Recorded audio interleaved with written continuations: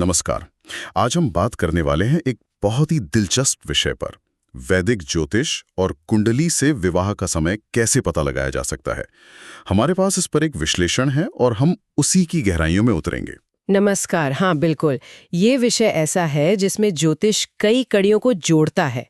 मतलब कोई एक फॉर्मूला नहीं है। अच्छा, तो क्या क्या देखना होता है? देखिए, इसमें कुंडली में ग्रहों की स्थिति है, वो किस घर में है, कौन सी दशा चल रही है, मतलब किस ग्रह का प्रभाव चल रहा है, और हाँ, गोचर भी। गोचर यानी ग्रहों की मौजूदा चाल, है ना? हाँ, बिल्कुल। उनकी आसमान में अभी की स्थिति। तो ये सब मिलाकर एक पूरी तस्वीर बनती है। ठीक है, तो इस विश्लेषण के हिसाब से सबसे पहली और सबसे जरूरी कड़ी कौन सी है? वो है कुंडली का 7वां घर, जिसे सप्तम भाव कहते हैं। ये सीधे सीधे विवाह और जीवन साथी से जुड़ा होता है। ओके, सप्तम भाव। लेकिन सिर्फ भाव देखना ही काफी है? नहीं नहीं, विश्लेषण कहता है कि उस भाव का स्वामी ग्रह, मतलब सप्तमेश, वो कितना मजबूत है, कहाँ बैठा है कुंडली में, अच्छा। और उस पे किन दूसरे ग्रहों की नजर पड़ रही है, अच्छी या बुरी। ये सब बहुत मायने रखता है। अगर सप्तमेश मान लीजिए कमजोर है या बुरे ग्रहों के साथ है? तो स्रोत के मुताबिक शादी में दिक्कतें या देरी हो सकती है। ये तो हुई भाव और उसके स्वामी की बात। हम्म। लेकिन क्या कुछ खास ग्रह भी हैं जो शादी के मामले में ज्यादा अहम हो? हाँ, बिल्कुल है। विश्लेषण में 2 ग्रहों का नाम खास तौर पर आता है। एक है शुक्र यानी वीनस। शुक्र प्रेम और रोमांस का कारक है ना? हाँ, प्रेम, सुख, वैवाहिक आनंद। स्रोत कहता है कि पुरुषों की कुंडली में शुक्र की भूमिका ज्यादा देखी जाती है। अच्छा, और दूसरा ग्रह? दूसरा है गुरु यानी जुपिटर, ज्ञान, सौभाग्य, स्थिरता का प्रतीक। और यह महिलाओं की कुंडली के लिए ज्यादा महत्वपूर्ण माना गया है विवाह के संदर्भ में। ये दिलचस्प है कि शुक्र पुरुषों के लिए और गुरु महिलाओं के लिए।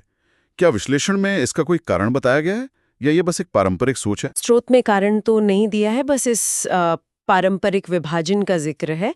पर जरूरी बात यह है कि इन दोनों ग्रहों की स्थिति अच्छी होनी चाहिए। अच्छी स्थिति मतलब वो कुंडली में सही जगह बैठे हों, मजबूत हों और उन पर कोई बुरा असर ना हो। तब वो शादी के अच्छे योग बनाते हैं। समझ गया। तो ग्रह अपनी जगह मजबूत हैं, योग भी है, पर शादी होगी कब? मतलब वो सही टाइमिंग कैसे पता चलती है? यहाँ दशा और गोचर का क्या रोल है? हाँ, यहीं पर ज्योतिष का टाइमिंग वाला पहलू आता है। स्रोत साफ कहता है कि दशा बहुत महत्वपूर्ण है। दशा यानी किसी ग्रह की चलने वाली समय अवधि। बिल्कुल। अगर कुंडली में शादी का योग है तो अक्सर शादी उसी ग्रह की दशा या अंतर्दशा में होती है जो योग बना रहा है। जैसे सप्तमेश की दशा या शुक्र या गुरु की। तो दशा उस योग को एक्टिवेट करने जैसा है। हाँ, एक तरह से कह सकते हैं। वो वादे को पूरा करने का समय लाती है। और गोचर, ग्रहों की अभी की चाल, वो कैसे काम करती है? गोचर वो बाहरी माहौल है, सड़क है, ट्रैफिक सिग्नल है। विश्लेषण कहता है कि जब गुरु जैसे शुभ ग्रह का गोचर सप्तम भाव पर हो या सप्तमेश पर हो, हाँ, तो वो शादी के लिए अच्छा माहौल बनाता है, सिग्नल ग्रीन कर देता है, कह सकते हैं। और शनि के गोचर के बारे में क्या कहा गया है? अक्सर सुनना आता है कि शनि देरी कराता है। हाँ, स्रोत में भी जिक्र है कि शनि का गोचर कभी-कभी इंतजार करवा सकता है, लेकिन हमेशा नहीं।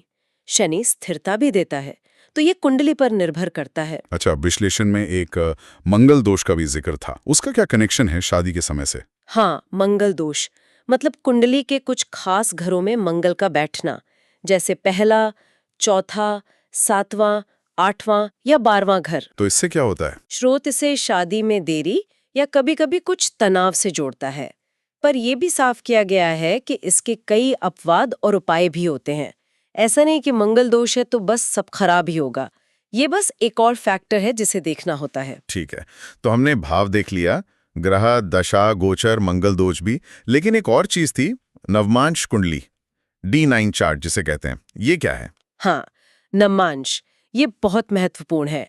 स्रोत इसे शादी और जीवन साथी की असलियत को समझने का एक तरह से माइक्रोस्कोप बताता है। माइक्रोस्कोप मतलब जो वादे या योग मुख्य कुंडली यानी लग्न कुंडली में दिख रहे हैं, नवमांश कुंडली उनकी गहराई या असलियत दिखाता है। अच्छा, कैसे? मान लीजिए मुख्य कुंडली में शादी का योग बहुत अच्छा है, पर नवमांश कुंडली में 7वां घर कमजोर है या शुक्र और गुरु अच्छी स्थिति में नहीं है, तो स्रोत के अनुसार हो सकता है शादी तो हो जाए पर वैवाहिक सुख में कमी रहे।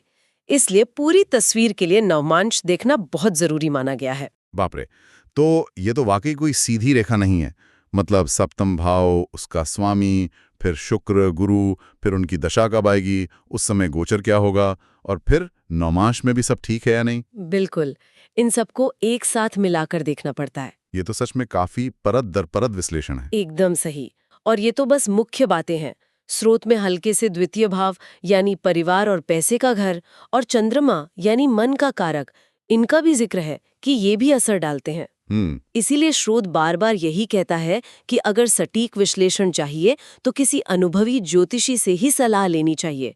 इसमें बहुत बारीकियां होती हैं। सही कहा, ये खुद से करने वाली चीज नहीं लगती। बिल्कुल।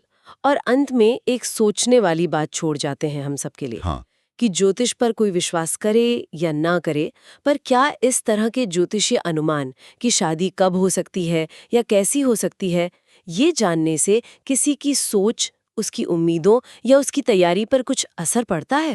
ये वाकई सोचने वाली बात है। बहुत दिलचस्प चर्चा रही। शुक्रिया।